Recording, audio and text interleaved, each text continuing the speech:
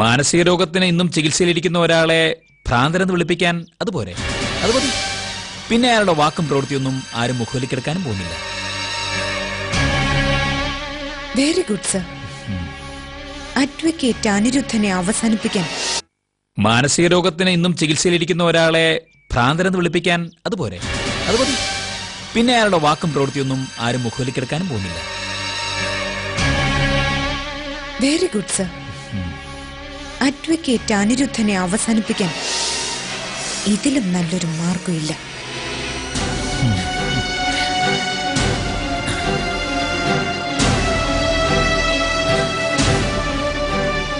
ഞാനും അത്യാവശ്യം നീന്തലൊക്കെ അറിയാവുന്ന കൂട്ടത്തിലാണ്.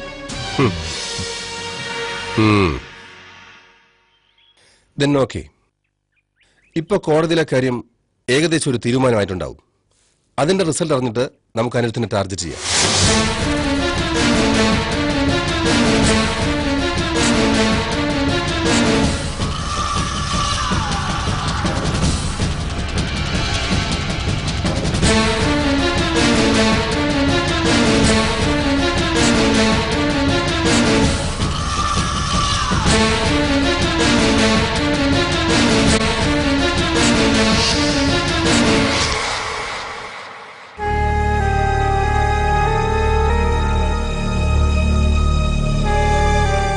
അഞ്ജലിയുടെ കാര്യം ഒന്ന് അന്വേഷിച്ചിറങ്ങാൻ പോലും എനിക്ക് അനുമതിയില്ല.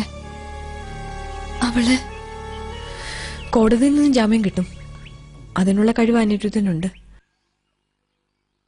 എല്ലാത്തിനും കാരണം ഞാനല്ലേ അമ്മേ? എന്നോടുള്ള പകയല്ലേ ഈ തീർക്കുന്നതൊക്കെ? ഒന്നും അറിയാത്ത അവള് പോലും കോടതി കയറി ഇറങ്ങേണ്ടി വരികയെന്നൊക്കെ പറഞ്ഞു.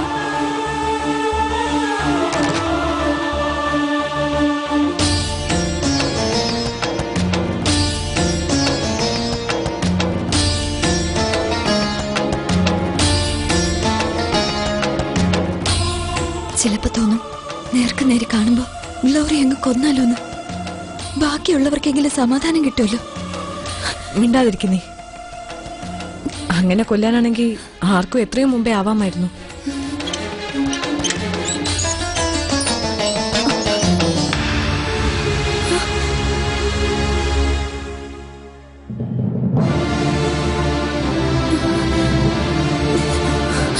അഞ്ജലി ചേച്ചി, മോളെ, ജംഗ്ഷൻ വരെ ചെറിയച്ചൻ വന്നു. പിന്നെ ഒരു ഓട്ടോ കയറ്റി വിട്ടു. അമ്മ കോടതിയിലേക്ക് വരാഞ്ഞിട്ടാ പേടിച്ചിട്ട്. എങ്ങനെ നിന്നു നീ അവിടെ? പേടിയായില്ലേ നിനക്ക്? കോടതി നിൽക്കുമ്പോ ഒന്നും തോന്നിയില്ല. ചെറിയച്ചൻ വല്ലാത്തൊരു ധൈര്യമായിരുന്നു.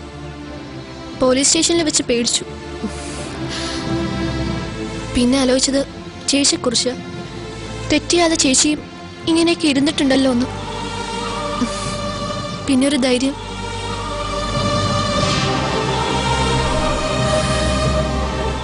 പകരം വീട്ടിലൊക്കെ അതിന്റെ ഏറ്റവും ഉയരത്തിലാണ് നടക്കുന്നത്.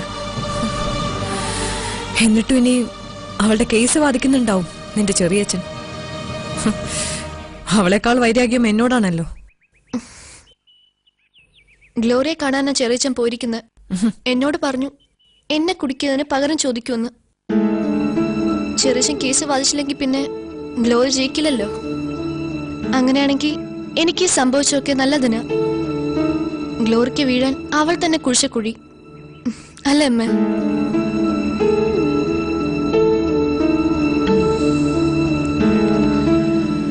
വിധിയാവാനുള്ള കേസുകൾ ഒരുപാടുണ്ട്. ഗ്ലോറിയുടെ വീഴ്ച തന്നെയാ എല്ലാത്തിനും ഉത്തരം.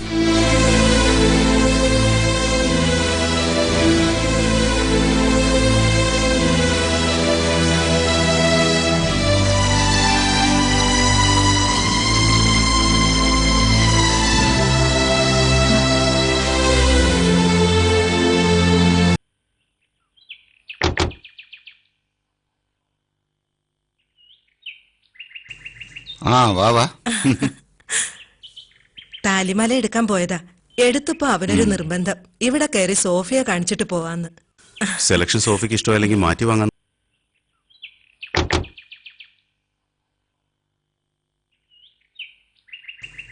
ആ വാ വാ. താലിമാല എടുക്കാൻ പോയതാ. എടുത്തപ്പോ അവനൊരു നിർബന്ധം ഇവിടെ കയറി സോഫിയ കാണിച്ചിട്ട് പോവാന്ന്. സെലക്ഷൻ സോഫിക്ക് ഇഷ്ടമല്ലെങ്കിൽ മാറ്റി വാങ്ങാന്ന് കരുതിയാ. ഒന്നോർക്കുമ്പോ ഇപ്പോഴത്തെ പിള്ളേരുടെ കുറെ കാര്യങ്ങൾ നല്ല ശീല. വിവാഹത്തിനു മുമ്പ് രണ്ടാളും ഒരു മനസ്സോടെ കാര്യങ്ങൾ ചെയ്യാൻ ഒരു ശീലമാവുമല്ലോ. ആ, അമ്മ ഇരിക്കെ, ഞാൻ ചായ എടുക്കാം. ചായ കുടിക്കാനാണോ ഇപ്പൊ തിരക്കിട്ട് വന്നത്? ആദ്യം മോളിതൊന്ന് നോക്ക്. എന്തിനാ തിരക്ക്? ഞാൻ കണ്ടോളാം.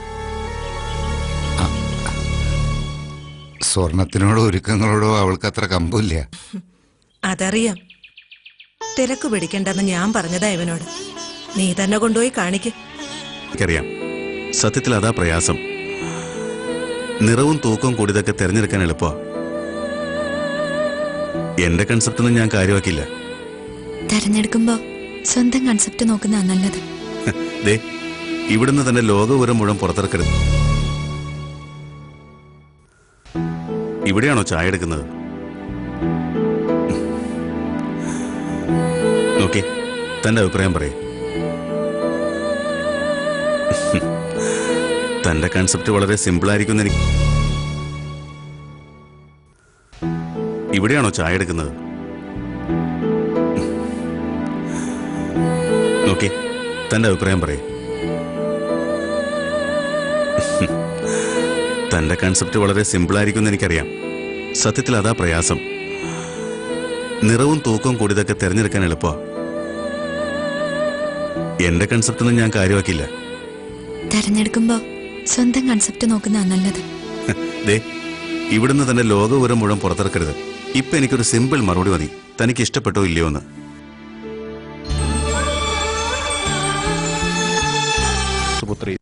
ഇപ്പൊ എനിക്കൊരു സിമ്പിൾ മറുപടി മതി, തനിക്ക് ഇഷ്ടപ്പെട്ടോ ഇല്ലയോ എന്ന്. മാല കൊള്ളാം.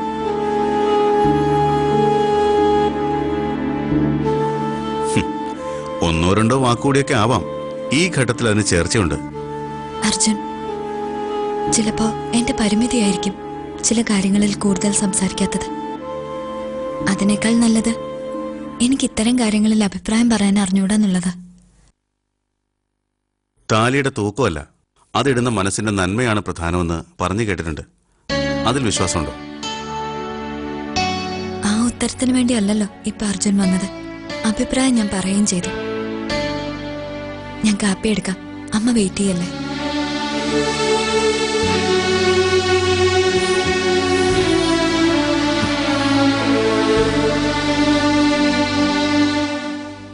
മനസ്സ് തുറന്നൊന്ന് സംസാരിക്കാൻ പോലും എനിക്കിപ്പോ ആരുമില്ല. മുമ്പ് താനെപ്പോഴും അടുത്തുണ്ടാവുമ്പോ പ്രശ്നങ്ങളുടെ ഭാരം ഞാൻ അറിഞ്ഞിരുന്നില്ല. അമ്മയോട് സംസാരിക്കാം, അത് ഒളിച്ച്, എന്നിട്ട് പരസ്പരം വിധിയെ പഴിക്കും. ഇനി സോഫിക്ക് അത് തന്നെ ചെയ്യാനുള്ളൂ. വന്ന വിധിയിൽ സോഫിക്കും പങ്കുണ്ട്. ആർക്കും മുറിവേൽക്കാതെ ഒരു തീരുമാനം ദൈവം താലത്തി വെച്ച് നീട്ടില്ല. പ്രകാശനെ ഞാൻ തിരിഞ്ഞു പോകുമായിരുന്നു, സോഫിയിൽ നിന്ന് വ്യക്തമായൊരു ഉത്തരം എനിക്ക് കിട്ടിയിരുന്നെങ്കിൽ. അയാളോട് പറയാൻ ഉറച്ചൊരു പ്രതീക്ഷ ഉണ്ടായിരുന്നെങ്കിൽ പിടിച്ചോണ്ട് വരുമായിരുന്നു ഞാൻ. പോവോ ആദർശ്? പോയി വിളിക്കോ സാറിനെ? അച്ഛനോട് ഞാൻ പറയും, കാല് പിടിച്ച് കരഞ്ഞ് സമ്മതിപ്പിക്കും. സോഫി, അതെ ആദർശ്, എന്റെ തെറ്റുകൾ ക്ഷമിച്ച് എന്നെ സ്വീകരിക്കാൻ തയ്യാറാണെന്ന് സാർ പറഞ്ഞ വേറെ ഒന്നും നോക്കില്ല ഞാൻ. സത്യമാണോ സോഫി പറയുന്നത്? അതെ, എത്ര ആലോചിച്ചാലും അവസാനം ഞാൻ ആ തീരുമാനത്തിൽ തന്നെ എത്തുന്നത്. എനിക്കിനി ആലോചിക്കാനൊന്നുമില്ല. സാറിനെ എനിക്ക് കണ്ടേ പറ്റൂ. ഞാൻ പോവാം, ഇന്ന് തന്നെ. പിന്നെ സംഭവിക്കുന്ന എന്തായാലും ഒരിടത്തും പതറിപ്പോകരുത് സോഫി. ഇല്ല. എന്ന പ്രതീക്ഷയോടെ കാത്തിരുന്നു. പ്രകാശ് ഇവിടെ എത്തിയിരിക്കും. ഞാൻ കൊണ്ടുവരും അയാളെ, ഈ ഭൂമിയിൽ എവിടെ ഉണ്ടെങ്കിലും.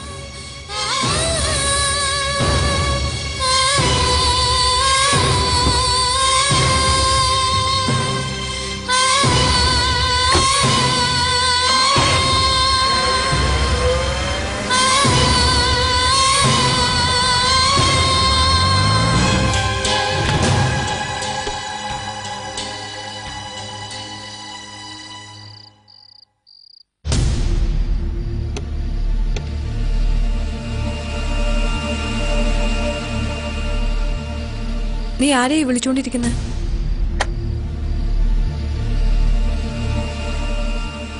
ചെറിയച്ഛന് ബെല്ലടിക്കുന്നുണ്ട്, എടുക്കുന്നില്ല. എനിക്ക് പേടിയാവാ അമ്മേ. എന്തായാലും എന്നെ വിളിച്ചോളാന്ന് പറഞ്ഞിരുന്നതാ ചെറിയച്ഛൻ. വിളിക്കും, നീ സമാധാനായിട്ടിരിക്കും. ഇല്ല, ഗ്ലോറിയുടെ അടുത്ത് പോയി എന്തെങ്കിലും ബഹളം വെച്ചിട്ടുണ്ടെങ്കിൽ കേസിൽ നിന്ന് പിന്മാറുന്നു പറഞ്ഞ വൈരാഗ്യാവില്ലേ? എല്ലാം കൂടി എന്തെങ്കിലും അപകടം ഉണ്ടാവുമെന്ന് മാത്രം നീ ചിന്തിക്കുന്നുണ്ടാ ഇങ്ങനെയൊക്കെ പറയുന്നത്? എനിക്കെന്തോ മനസ്സിന് വല്ലാത്ത പേടിയുണ്ടമ്മേ.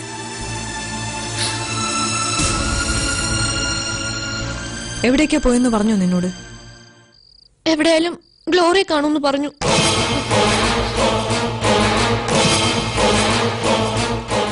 ആരെങ്കിലും ഒന്ന് അന്വേഷിച്ചിരുന്നെങ്കിൽ. ഞാൻ നോക്കാം, എവിടെയായാലും.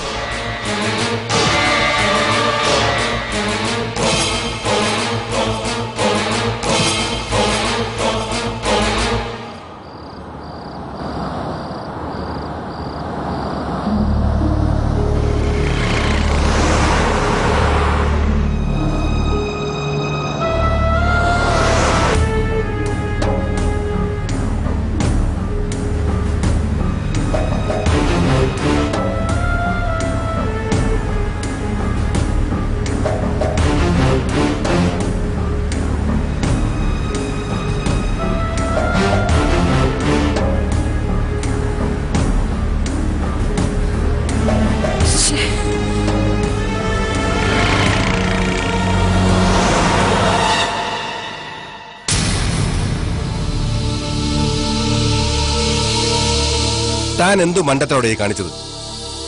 കൂട്ടായ എന്തെങ്കിലും തീരുമാനം എടുക്കുമ്പോ അതിനിടയ്ക്ക് തന്റെ വൃത്തികെട്ട സെൽഫ് ഡിസിഷൻസ് എടുക്കരുത്. ഇവിടെ വന്ന് കൊല്ലുവന്ന് ഭീഷണിപ്പെടുത്തി മടങ്ങുന്നവനെ പിന്നെ എന്ത് ചെയ്യണം? ശത്രുവിനെ സല്യൂട്ട് ചെയ്യാൻ ഞാനിപ്പോ പോലീസിലൊന്നും അല്ലല്ലോ. എന്നാ പിന്നെ ബാക്കി കാര്യങ്ങൾ കൂടി താൻ തന്നെ ചെയ്. സർ പ്ലീസ്, സംഭവിക്കാനുള്ളത് സംഭവിച്ചു. അതിന്റെ പേരിൽ ഇനിയിപ്പോ നമ്മൾ തമ്മിൽ അകലുകയല്ല വേണ്ടത്. സംഭവം നിസ്സാരമായി കാണണ്ട. അഡ്വക്കേറ്റ് അനിരുദ്ധന്റെ കൊലപാതക വാർത്ത വന്നാൽ ഒരാൾ പോലും നമ്മളെ അല്ലാതെ വേറെ ആരും സംശയിക്കില്ല. കേസ് അന്വേഷണം സ്വാഭാവികമായി ആ സിയുടെ ചുമതലയിലാ വരിക. അയാളെ കയ്യിലെടുക്കാന്ന് ഉറപ്പൊന്നുമില്ലല്ലോ ഗ്ലോറിക്ക്. മറുപടി എന്തെങ്കിലും കണ്ടെത്തിയിട്ടുണ്ടെന്ന് ചോദിക്കയാളോട്. മറുപടി എനിക്കറിയാം.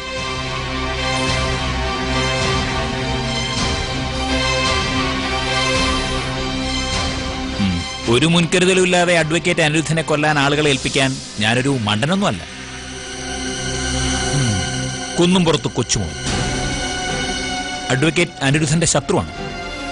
അവന്റെ വാറ്റ് കേന്ദ്രത്തിൽ നിന്നാണ് അനിരുദ്ധൻ സാമൂഹ്യ പ്രവർത്തനം തുടങ്ങിയത്. പണ്ട് 3 കൊല്ലം അവൻ ജയിലിൽ കിടന്നിട്ടുണ്ട് അയാൾ കാരണം.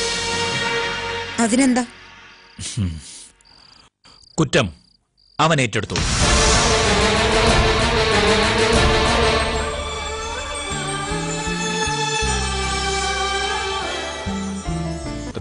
മൂന്ന് കൊല്ലം അവൻ ജയിലിൽ കിടന്നിട്ടുണ്ട് അയാൾ കാരണം. അതിനെന്താ? കുറ്റം അവൻ ഏറ്റെടുത്തു.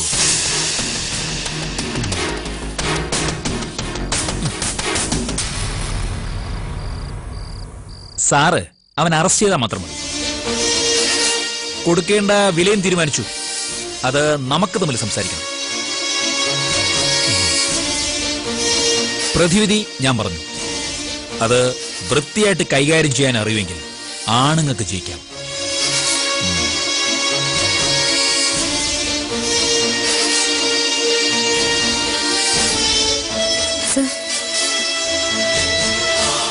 ആദ്യം അനിരുദ്ധന്റെ വാർത്ത പുറത്തു വരട്ടെ. പക്ഷേ ഇയാളെ, ഈ ബക്കറിനെ ഗ്ലോറി സൂക്ഷിക്കണം. ഗ്ലോറിയുടെ മുമ്പിൽ അമിത പ്രാധാന്യം കിട്ടാൻ അയാൾ ഇനിയും ഭ്രാന്ത് കാണിക്കരുത്. കേട്ടല്ലോ? ഞാൻ ശ്രദ്ധിച്ചോളാം സർ.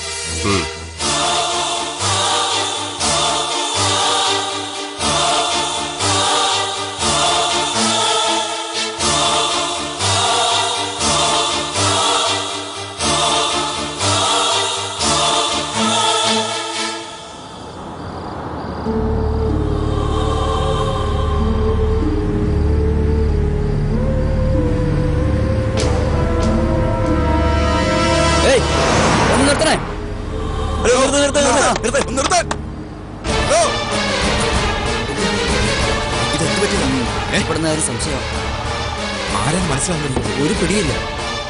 ആരാ എന്റെ അടുത്ത് ഹോസ്പിറ്റലിൽ കൊണ്ടുവന്ന്? ആക്സിഡന്റ് ആണെന്നാ തോന്നുന്നു. ഒന്ന് ഹോസ്പിറ്റലിൽ കൊണ്ടുവന്നു.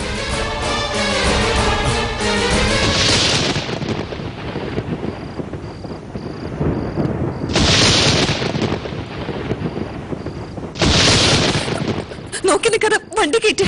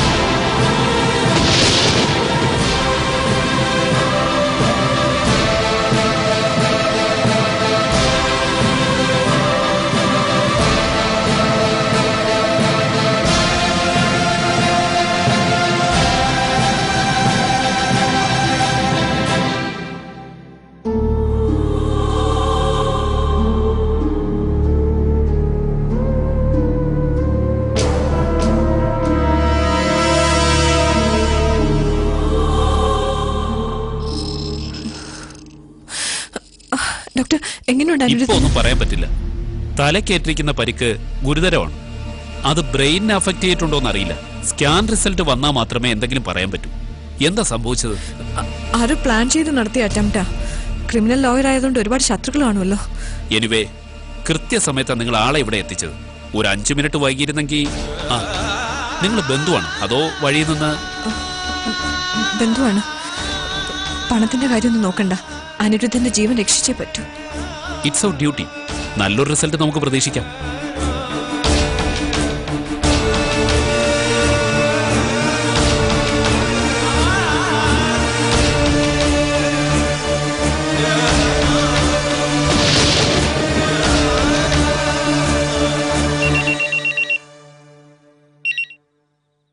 ഹലോ, ഞാനാ മോളെ.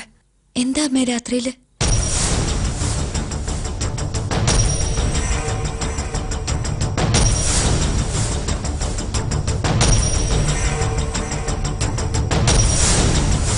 ഇപ്പൊ സാറിന് എങ്ങനെയുണ്ട്? ക്രിട്ടിക്കലാ.